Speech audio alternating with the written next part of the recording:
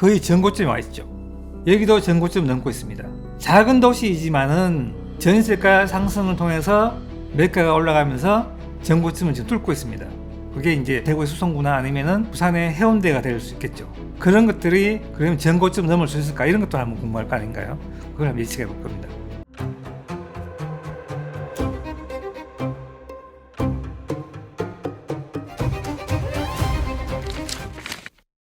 안녕하세요. 부동산 프로파일러 김준영입니다. 요 며칠 사이에 토호제 해제 이후에 시장이 약간 움직이잖아요.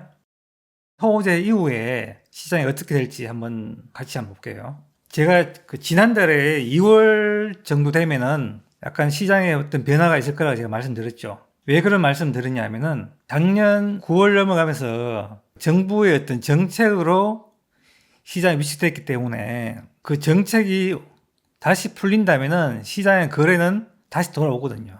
그게 뭐 1월달 아니면 2월달 정도 될 거라고 예측했기 때문에 그 거래량이 풀리면서 시장이 조금 더 활력이 됐고요. 또 여기에 토호제가 해제되면서 더 시장에 이제 불을 붙인 거죠. 그 시장을 강남 중심으로 해서 지금 호가도 많이 오르고요. 거래도 많이 된다는 이야기 들었습니다. 그리고 그 주위에 또 영향을 주고 있는데요. 이게 지금 그러면은 지속적으로 시장에 어떤 영향을 줄지 한번 보도록 할 텐데요. 지금 시장은 두 가지 어떤 큰 특색이 있어요. 두 가지 뭐 시장이라고 해도 되고요.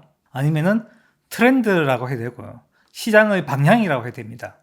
근데 우리가 이 두 가지 방향이 어떻게 가고 있는가를 보는 게 좋은데요. 앞으로 시장 예측하기 위해서 그림을 좀 보면서 이야기할게요.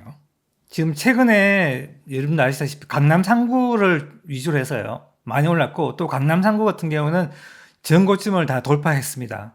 그래서 강남 3구하고 강남 외 지역의 어떤 부동산이 조금 다르게 움직이고 있잖아요. 그걸 뭐 양극화라기도 하기도 하고 저는 시장을 두 개의 방향으로 움직인다 이렇게 보고 있는데요. 사람들 인식이 우리가 이제 강남을 그림에서 보듯이 S파킹, 내 자산을 안전자산으로 묶어놓기 위해서 강남을 이용하거든요. 그래서 전국에 있는 어떤 자산가들이 강남을 이렇게 매수하게 되게 되면은 기존에 있던 우리 어떤 시장의 논리하고 전혀 다르게 움직일 수 있거든요.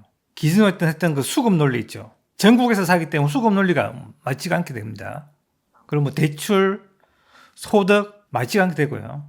여기에는 우리가 많은 사람들이 그런 인식을 하잖아요. 이게 금이나 비트코인처럼 어떤 사용 가치가 아니고 안전한 자산이라는 인식이 되게 되면은 이 자산을 측정하기가 가치를 측정하기가 매우 힘들어집니다. 그래서 무형의 어떤 가치가 포함되기 때문에 이 자체를 예측하기 되게 힘들어요. 이 시장이 한계 지금 가고 있고요. 또 하나는 뭐냐면은 강남 외의 시장, 지금 전고점을 가지 못한 그 수많은 지역들 있잖아요. 거기에는 원래 어떤 수급 논리, 그리고 우리 어떤 소득, 대출 환경, 이런 것들에 의해서 우리가 그 시장이 열려 있습니다. 근데 이게 원래의 모습이죠. 두 개가 지금 동시에 일어나고 있는데요. 근데 이 두 개가 우리가 과거의 어떤 시장 흐름을 봤을 때 2010년, 11년 이렇게 됐을 때 지방도 그렇고 수도권도 그렇고 외곽에서 올랐다가 중심으로 왔죠. 지금은 반대죠. 지금 중심이 오르고 오히려 외곽으로 가는 그런 형태인데요. 왜 그렇게 됐을까를 곰곰이 생각해 보면은 제 판단으로는 2008년 이후부터 풀렸던 유동성들이 지금 자산가들한테 많이 지금 축적이 돼 있거든요. 그분들이 어떤 환경에서 좋은 자산을 취득하면서 만든 게 지금 강남이라고 생각하고요. 그 외 시장, 일반적인 어떤 시장 흐름에 따라서 움직이는 시장 이렇게 딱 분리되어 있다 이렇게 생각합니다. 그러면은 앞으로 어떻게 될 건가? 근데 이 두 개가 저는 만난다 보고 있거든요. 과거처럼. 정부의 어떤 정책으로 강남 같은 경우는 우리가 이제 멈출 수 있거든요. 근데 공급에 의해서 사용 가치가 올라가서 매가가 올라가는 거는 정부의 정책으로 막을 수 없거든요. 이 두 개가 만나는 시점이 있을까 저는 보고 있거든요. 만나면서 다시 시장이 더 크게 이제 움직일까 보고 있는데요. 근데 그 과정을 지금 지나가고 있는 거죠. 지금은 이 강남이 그 전세가 상승이 크게 없는데 불구하고 이 강남만 우리가 올라갔잖아요. 이 자산이라는 측면에서 그냥 부자들이 산 거죠. 근데 원래 시장은 전세가 상승해서 매가를 움직이고 매가가 움직이는 곳에서 더 상급지로 가면서 우리가 강남까지 가는 게 원래는 순서였는데 이 과정이 생략되고 지금 강남을 먼저 간 거거든요. 근데 이 밑에 단계 지금 진행하고 있거든요. 근데 지금은 전세가 매매를 움직이는 시장이 가려면 시간이 조금 걸립니다. 전세가 부족해서 매매를 선택하고 그 매도한 분들이 그 자금을 가지고 더 상급지로 가고 또 상급지로 이동하면서 강남까지 도착하는 거거든요. 그래서 유동성이 커지는 겁니다. 근데 이 과정에서 여기 지금 가는 과정이거든요. 그래서 요 가는 과정에서 문제는 뭐냐면은 지금 강남은 전고점에 이제 도달했는데요. 나머지 지역들, 강남 외의 지역들은 전고점에 도달할 건가 굉장히 궁금하잖아요. 그걸 한번 이야기해 볼게요. 강남 외에 사는 가치가 올라서 전고점 도달하는 거는 미리 가 있는 도시들을 우리가 좀 참조하면 되거든요. 그래서 그런 도시들이 지금 지방에 있어요. 작은 도시들이지만은 그런 지방을 통해서 지금 간접적으로 우리가 한번 체크해 볼 수는 있습니다. 자, 요 두 가지 키워드입니다. 전고점을 넘을 수 있을지, 아니면은 지방에서 물론 많은 자산가들이 강남을 선택했지만은 대부분 강남을 선택 못 하잖아요. 그러면은 지방에 있는 나머지 있는 분들이 강남을 대체제로 생각하는 것들이 있을 거죠. 그게 이제 대구의 수성구나 아니면은 부산의 해운대가 될 수 있겠죠. 그런 것들이 그러면 전고점 넘을 수 있을까? 이런 것도 한번 궁금할 거 아닌가요? 그걸 한번 예측해 볼 겁니다. 이 자료는 호객논에서 가져온 자료인데요. 이제 서울 강남구 치면 강남구를 최근에 거래된 걸 가지고 상승이 아닌지를 갖다가 이제 그 그래프로 나타낸 겁니다. 최근에 1개월 동안 80건이 거래됐고요. 지난 전고점이 요쯤이죠. 2021년 정도 12월 정도인데 지금 지나고 있습니다. 전고점을 뚫고 지나고 있죠. 강남구 같은 경우에는. 서초구도 똑같습니다. 전고점을 넘고 있죠. 자, 여기를 선택하지 못했던 나머지 어떤 지역이나 아니면은 강남을 대체할 수 있는 어떤 그런 것들을 생각할 수 있잖아요. 내가 강남을 선택 못했으니까 자금 부족해서. 그러면 그 외에 우리가 선택할 것이 지방에 있는 광역시 중에서 가장 좋은 지역일 수 있잖아요. 그런 지역들은 지금 여전히 고점을 도달하지 못하고 있습니다. 수성구인데요. 전고점 여기 2021년 6월인데 지금 보합 정도지만은 상승을 하지 못하고 있죠. 부산 해운대도 마찬가지입니다. 전고점을 찍고 상승을 못하고 있어요. 이 갭이 한 12%인데요. 전고점이. 자, 그러면 여기보다 더 작은 지역 중에서 미리 전세가 상승해서 올랐던 지역들이 있어요. 그 지역들을 간접적으로 우리가 한번 보면 됩니다. 전고점을 넘었는지. 경상남도 진주시예요. 여기 전고점을 지나서 거의 전고점에 와 있죠. 여기는 춘천시입니다. 한 30만 좀 돼요, 인구가. 여기 한 8만 되고. 여기도 전고점 넘고 있습니다. 작은 도시이지만은 전세가 상승을 통해서 매가가 올라가면서 전고점을 지금 뚫고 있습니다.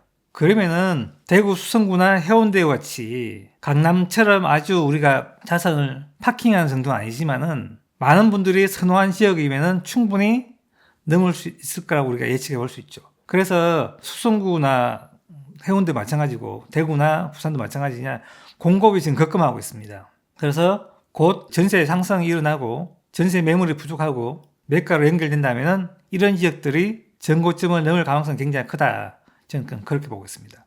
최근에 이와 더불어서 거래량이 있는데요.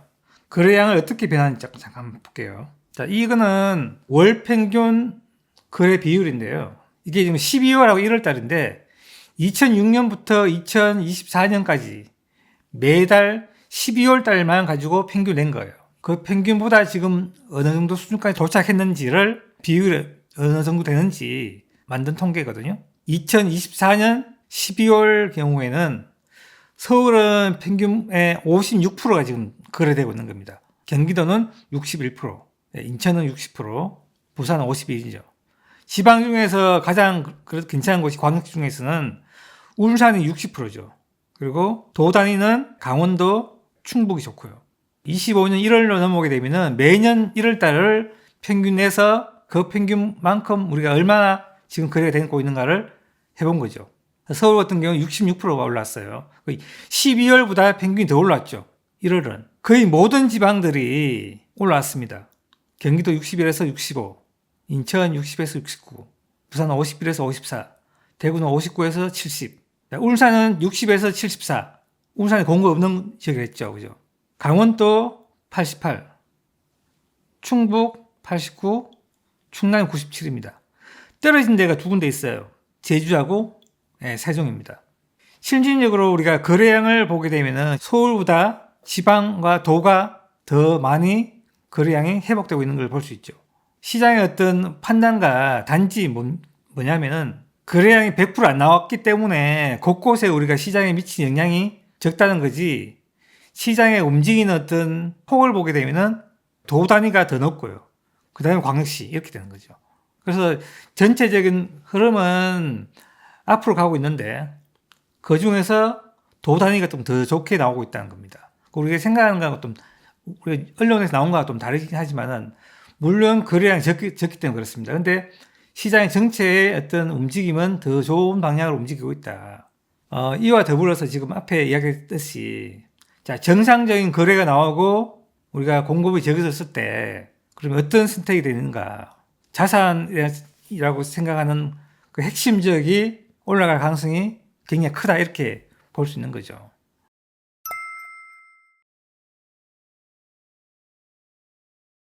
정리하자면은 최근에 이제 토호제 이후에 두 가지 시장으로 움직이고 있다. 하나는 안전자산을 보는 그런 강남 위주의 어떤 시장, 그리고 나머지는 임차료 상승에 나오는 매가 상승. 두 가지 시장이 동시에 움직이는데 자산의 성격이 강한 것들은 바로 매가에 반영되기 때문에 빨리 가격이 반영되고요. 임차료에서 매가에 반영되는 시간이 느리기 때문에 지방이나 그 외 지역은 지금 느리게 반영되는 것 뿐이죠. 근데 방향은 같다는 겁니다. 그리고 그 중에서도 우리가 광역시나 도 단위의 어떤 지역들이 지금 굉장히 빠르게 회복되고 있다. 거래량부터 해서. 그렇게 판단하면 정확한 판단이 될 겁니다. 자, 오늘은 토호제 이후에 시장이 어떻게 흘러갈 것인지를 간단한 표와 지방의 예를 통해서 한번 살펴봤습니다. 감사합니다.